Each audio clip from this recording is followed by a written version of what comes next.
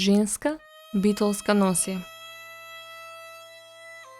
Женската кошула е составена од преден и заден стан и ракави со подраче. Богато е везана на ракавите, градниот дел и долниот околен дел. Најбогато извезени се невестинските кошули, голема црнета и мала црнета. Според везовните техники се делат на грабени кошули, кои се и најстари, везени со колца.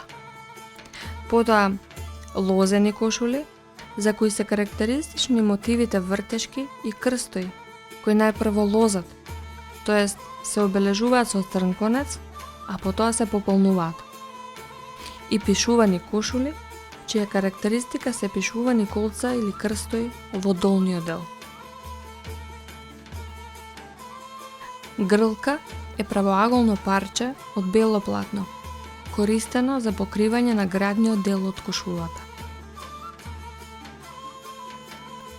На рацете се носеле на ракавчиња волнени плетени полуракави под ракавите од кошулата, или пак навлаки украсени со тантела, изработени од бело платно.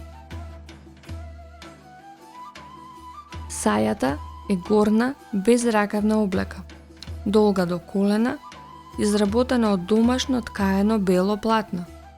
Украсена е околу рабовите, околу јаката и околу ремениците. Се носела летно време, додека пак зимно време се носел клашеник. Тој бил многу сличен со сајата, само изработен од друг материјал. Појасот бил плетен од црна волна, а бил долг помеѓу 10 и 30 метри. Врз него се носела ткаена волнена скутина, опрегач. Во овој крај се сретнуваат неколку покривала за глава. Сокај е невестинско покривало во горниот дел со ќулавка, долг до подструкот, богато извезен со кружни мотиви, а на долниот дел со реси. Убруз е видна невестинска крпа за забрадување, од бело платно во издолжена правоаголна форма. Тој е извезан по рабовите, а краевите се поткитени со долги црвени реси. Даркма е бела квадратна марама, на едното ќоше изведена со алово, срма и бел тирип. Додатно украсена е со пари и киски.